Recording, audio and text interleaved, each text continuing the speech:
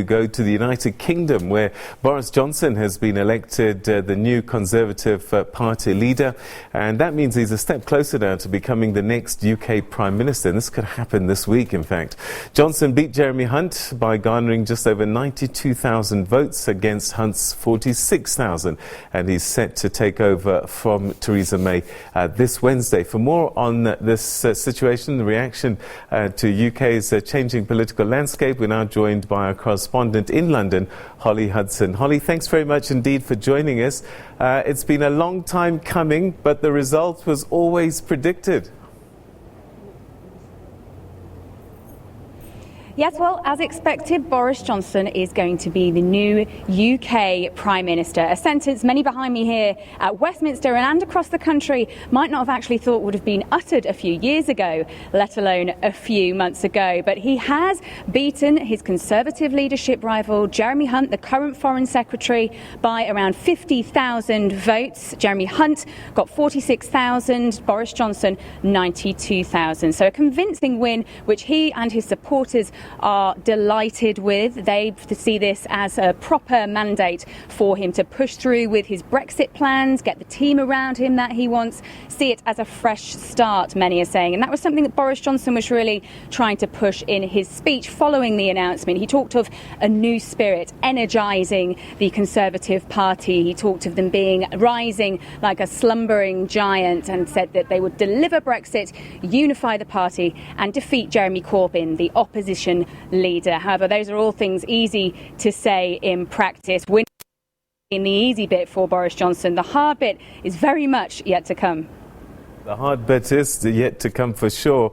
I mean, it's only in the last couple of days we've seen some ministers resigning their positions with the fear that Johnson was going to take over.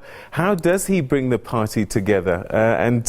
We'll talk about Brexit itself just now, but let's start with the party that he has to bring together.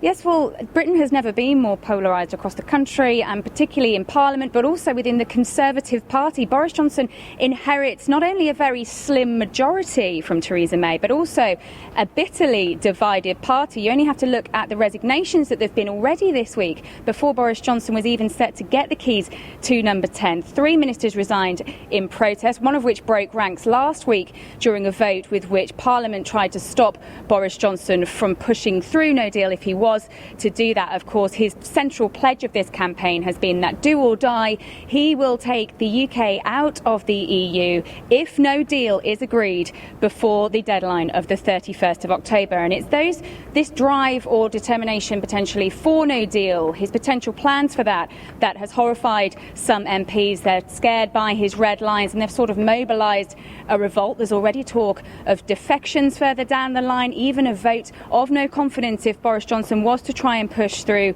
no deal.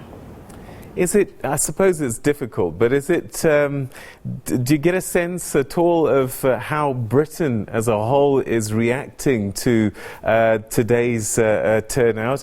I mean, all we know is that 66% of party members, which are 159,000, are the ones that have put Boris Johnson into Downing Street.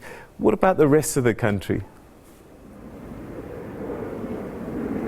Yes, it's quite an extraordinary process, the way in which Boris Johnson has become the UK Prime Minister. As she said there, it was a Conservative leadership party contest. So after Theresa May resigned, it was up to the party to decide between the two favourites and then party members to decide on the winner. 160,000 of them, that's just 0.25% of the UK population. And that's something that the opposition leader Jeremy Corbyn has recently criticised, taking to Twitter to say that Boris Johnson has only won the support of less than 100,000 people in the UK, Conservative Party members, and as we know, they tend to be staunch supporters of Brexit. So many feel that Boris Johnson doesn't have the mandate to deliver on what has been described, obviously, as a very critical, crucial time in politics. However, his supporters, his allies would say he is the man to unify the party. He's the one, he has the personality and the charisma to take us out of the European Union and will deliver Brexit by the 31st of October.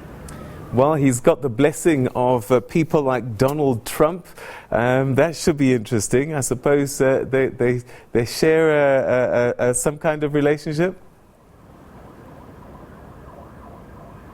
Yes, definitely. I mean, Boris Johnson and Donald Trump, of course, have been firm friends, as we understand. And Donald Trump saying on Twitter, congratulating Boris Johnson, saying he will be great. So what does that say for the special relationship in the future? Of course, there are ongoing escalating tensions between Britain and Iran, which is creating a fairly difficult situation between the US and Britain at the moment. We'll have to see how Boris Johnson handles that. There is already speculation that he's been invited to Washington, but he's of course expected to tour the Union first and deliver a speech up north in the next few days in the UK. We've also heard, interestingly, from the EU's chief negotiator, Michel Barnier, who has said that he's looking forward to working with Johnson and ratifying the current withdrawal deal. Now, that obviously indicates where the EU still stand. Their rhetoric has maintained, it has stayed the same, that Theresa May's deal is the only one still on the table. Boris Johnson, of course,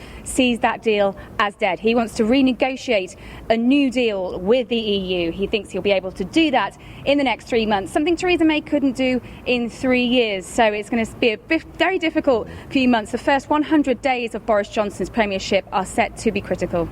All right, and let's talk about the next couple of days. The Queen is going to get 2 visits, one from the current Prime Minister and the one from the future.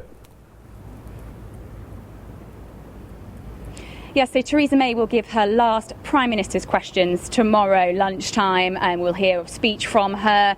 No doubt she will obviously talk about Brexit, how it's defined. It has defined her premiership, whether she's tried to stop it or not in the past few weeks, working on her legacy, of course, with regards to climate change targets. She has reduced those. She's also tried to make gains on parental rights. She will obviously give that speech, and people will see that Brexit has defined her premiership. She will then go to the Queen to officially resign and hand over the government to Boris Johnson. He will ask the Queen to formally form his own government before giving a speech outside Number 10 before he steps foot inside.